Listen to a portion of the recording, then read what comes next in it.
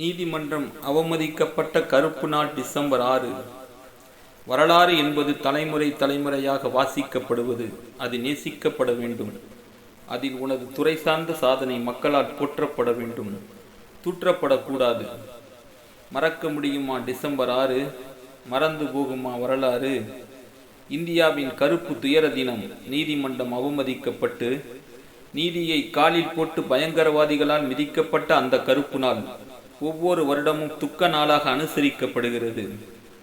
அநீதியை நீதி வெல்லும் வரை நீதியை பாதுகாக்க வலியுறுத்தும் மக்கள் போராட்டம் தொடரும். இந்திய வரலாற்றில் அன்று விழுந்தது கரும்புள்ளி. இதயம் இல்லாத சில மடையர்கள் பெயர் சொல்லி மனசாட்சியும் மனிதநேயமும் மடிந்து போனது. உலகத் தலைவர்கள் சிலர் கண்ணீர் வடித்து கரைபடிந்தது நமது தேச வரலாறு.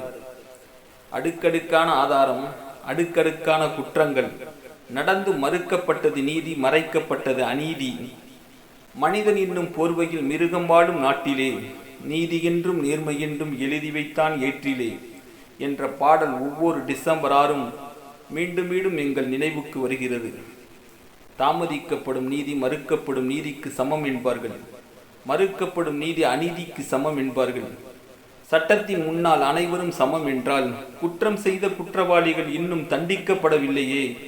ஆட்சி அதிகாரம் ஆளும் எண்ணம் அவர்களை விடவில்லையே. இதுதான் அவர்கள் கூட்டு மனசாட்சியோ? உனக்கொரு நீதி எனக்கொரு நீதி என்பது அநீதி. இப்படி இல்லை ஏட்டிலே. அப்படி நடந்தால் என்றும் தொல்லை மக்கள் வாழும் நாட்டிலே. காலம் கடந்தாலும் நீதியே வெல்லும், மக்கள் மனசாட்சி ஆறுதல் சொல்லும் என்ற நம்பிக்கையோடு நீதிமன்றங்களின் கதவுகளை என்றும் நீதி கேட்டு நாங்கள் தட்டி கொண்டுதான் இருக்கின்றோம்.